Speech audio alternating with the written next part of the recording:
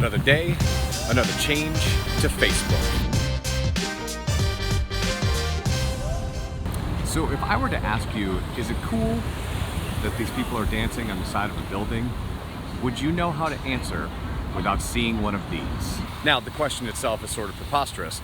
Of course that's cool. That's human beings dancing on the side of a building. You don't need to see a heart in order to make that decision. However, Facebook is talking about replicating what they're doing on Instagram and removing likes from Facebook itself. What will we do? First, we need to start with the obvious question. Why are they doing that? Well, they're doing it for a couple reasons. One is they are leaning into helping make your mental health a little bit better. There's tons of research showing that if you spend all day long looking at your phone and the images that you put on Instagram or Facebook and there aren't enough likes, it makes you feel worse than if you didn't do that at all. Secondly, it makes for amazing clickbait, because if we can all write stories saying Facebook is eliminating the like, everybody's gonna click on that and find out what it's all about.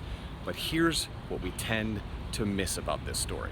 If it's your page or your brand, you're still gonna see the likes, it's just on the backside. The screenshot from the Android app looks a little something like this, and you can see, you don't know how many likes are on the front end, but on the back you can see everybody's name liked your photo.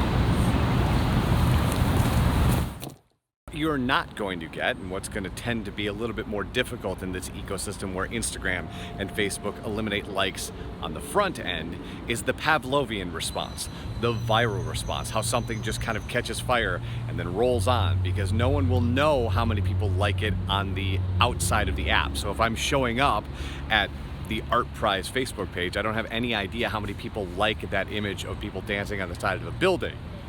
So how will we get people to pay attention? To quote Seth Godin, great marketers tell stories. And that's what you're gonna do.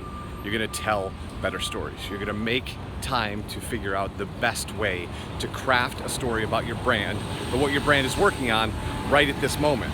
So in the end, if Facebook removing likes for the user end ends up making better content for the consumer, that's a win for everyone. If it ends up making the consumer feel better as they live on Facebook and live on Instagram, that's a win for everybody. But in the end, the way that you navigate these changes, which I know seem constant because they are, is you continually adapt. And in this case, your adaptation is to make better content and tell better stories. All right, friends, until you can no longer like me on Facebook, have an awesome day.